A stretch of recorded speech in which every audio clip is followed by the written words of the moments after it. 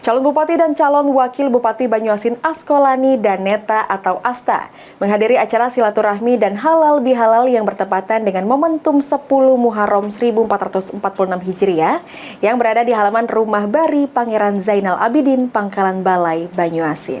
Terhormat Haji Askolani SHMH.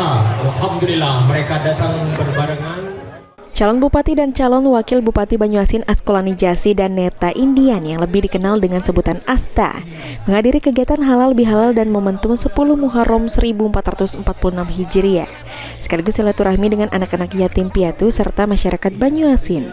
Acara yang berlangsung di halaman rumah Bari Pangeran Zainal Abidin, Pangkalan Balai, Banyuasin. Kegiatan yang syarat akan nilai-nilai sosial dan keagamaan ini dihadiri oleh berbagai tokoh adat dan agama Kabupaten Banyuasin.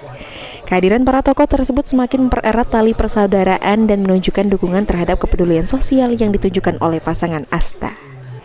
Dalam sambutannya, Askolani menyampaikan rasa syukur dan terima kasih kepada seluruh masyarakat yang telah hadir di acara halal bihalal dan peringatan 10 Muharram 1446 Hijriah. Menurutnya di 10 Muharram ini adalah momentum yang baik untuk berbagi dan mempererat tali silaturahmi. Askolani berharap dengan diadakannya kegiatan ini membawa berkah dan kebahagiaan bagi kita semua, terutama bagi anak-anak yatim piatu yang membutuhkan perhatian dan kasih sayang orang tua.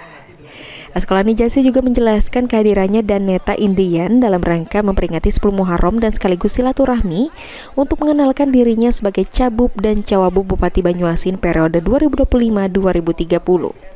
Askolani juga mengatakan dirinya bangga dan sangat terharu terhadap tokoh masyarakat serta pendiri Banyuasin yang telah menyatakan dengan lugas dan terus terang bahwa sepakat akan memberikan dukungan kepada Askolani dan Neta untuk menjadi Bupati dan Wakil Bupati periode 2025-2030 mendatang. Acara ini dalam rangka memperingati 10 Muharram, dan sekaligus silaturahim dengan calon bupati dan wakil bupati Kabupaten Banyuasin.